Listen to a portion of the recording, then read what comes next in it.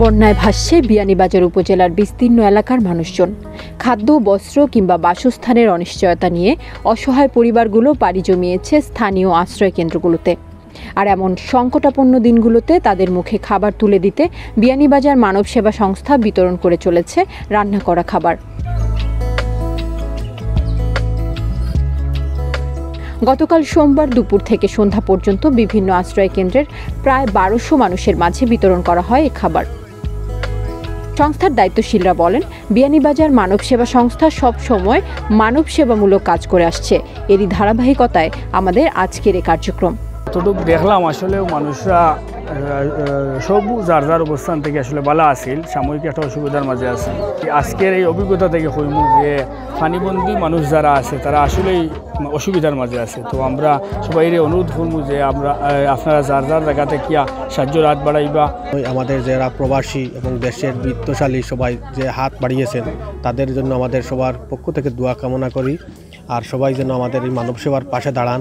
আমরা এই মানব সেবার মাধ্যমে আমরা সব বন্যা দুর্গতদের অসহায় গরিব মানুষের পাশে দাঁড়াতে পারি। আমরা প্রথম ধাপে খাদ্য সামগ্রী, এই ঈদেও আবার খাদ্য সামগ্রী এবং ঈদ সামগ্রী প্রদান করে তৃতীয় ধাপে আমরা আজকে বিয়ানীবাজার উপজেলার বন্যার্ত মানুষ যারা আশ্রয় কেন্দ্রে আশ্রয় নিয়েছে তাদেরকে আমরা খাদ্য পুরো দিনব্যাপী খাদ্য বিতরণ করেছি। আমরা শুধু মাঝে আত নিয়ে পৌঁছে দিই, বাট আমরা অর্থ আমরা নিজের পকেট থেকে কোনো সময় দিই না।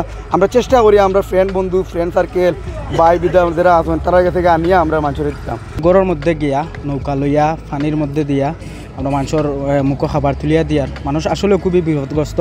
আমরা উদারত আহ্বান জানাই বিয়ানীবাজার মানব সেবার পক্ষ থেকে প্রবাসী এবং দেশ যারা বিদ্যমান আছেন আমরা আপনারা অসহায় মানুষের পাশে দাঁড়াওকা।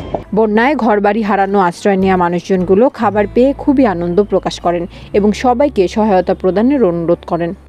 আল্লাহর হুকুমে আমরা খাইছি হলে পাটি চিটি খাইতাম আর আমরা খাইতাম। আমরা তো খুব খুশি হয়েছি মনে করি ভাবে দেওয়ার কারণে। আর আরো তো মানুষের কাছে আমরা চাই আর যে আমরা সাহায্য হলে করতা।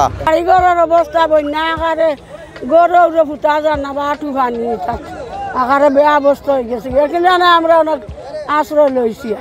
এ সময় উপস্থিত ছিলেন বিয়ানীবাজার মানব সেবা সংস্থার সিনিয়র সদস্য গোলাম রেজা তোফা, যুগ্ম সাধারণ সম্পাদক এনায়েত হোসেন এহসান, সাংগঠনিক সম্পাদক শাকিল আহমেদ, কোষাধ্যক্ষ জুনেদ আহমেদ, সালমান আহমেদ, রুবেল আহমেদ, তাহের আহমেদ সহ সংস্থার সকল সদস্যবৃন্দ।